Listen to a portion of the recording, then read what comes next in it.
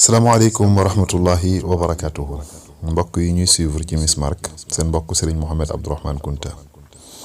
moo dellu seeg yéen ci seen laaj ak tontu laaju bis bi mooy lan la Cheikh Abdul Qadir Jeylaani jàngale ak taalube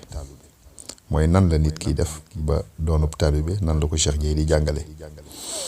yàgg nañ koo def ci ay waxtaan waaye ñu tënk ko ci minute yu gàtt. Cheikh Abdul Qadir Jeylaani dañ ko mës a laaj ni ko kan mooy taalibe mu ne bu ñett nekkee ci moom taalibe la bu nekkul ci moom na seetiwaat nu mu dooneb taalibe ñu ni ko Cheikh Jeyli ñett yi yan la mu ne ittibaaul marsuum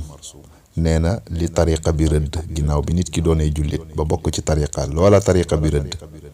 mooy na ko def bu dee werd la na werd bu dee naafila la naafila bu dee ay zikar la na ko zikar ñu ni ko ñaareel bi lan la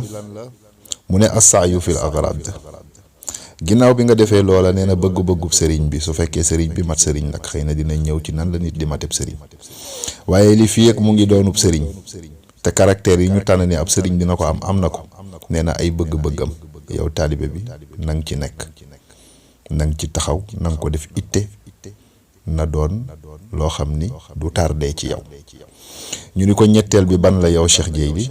mu ne adamul i'tirad lépp lu sëriñ bi def te sa xam-xam yeggu ca mbaa sa compréhension yeggu ca mbaa mënoo koo dégg wala sa gis-gis àggu ci nee na bul ca diingat dara màndu ca ndax yàlla moom ku xam ay mbiram la te ku xami jaamam la te ku nekkit ak li nga xam ne def na ko ci xolam moom la sëriñ Mohamed Bouna di wax ni boo gisee ci sëriñ bi loo xamul